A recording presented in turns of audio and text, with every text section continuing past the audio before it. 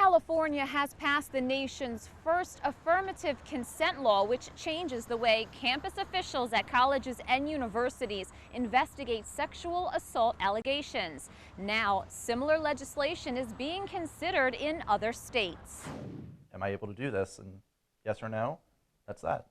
Joey Lackitz is a junior at Rowan University in New Jersey and says he personally practices affirmative consent. I would hate to be in a situation where I thought that something was consensual and I happened to overstep my bounds and it wasn't actually. So I know that if there's a preventative measure that I can take, I feel like it's absolutely necessary. What Lackitz has been doing is now a law in California. Rather than using the refrain, "no means no," the measure known as the "yes means yes" law defines consent as an affirmative, unambiguous, and conscious decision by each party to engage in sexual activity, which includes an enthusiastic verbal or physical yes. If a student is incapacitated due to drugs or alcohol, is unconscious or asleep, there is no consent.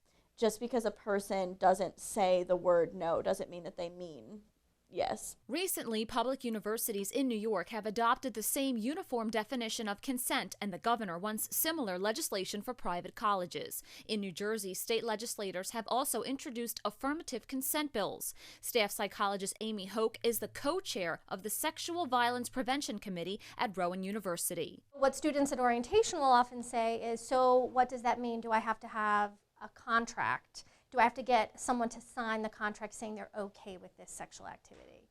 And obviously that is not the spirit of the yes means yes law. It is really about mutual partnership.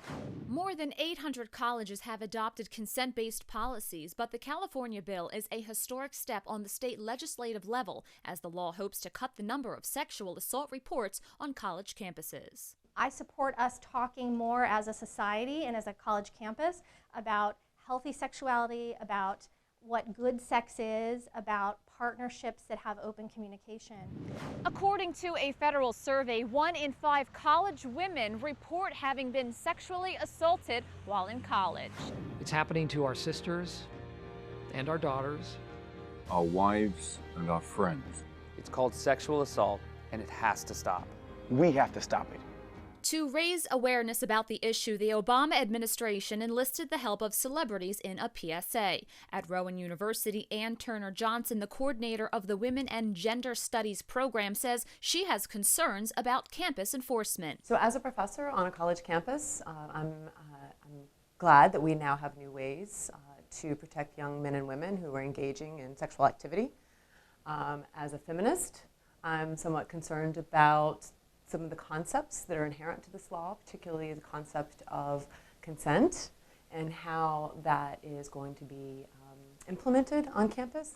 School officials and professors here at Rowan University say they hope the attention the Yes Means Yes law is getting will bring more awareness to the problem of sexual assault at colleges and universities across the country.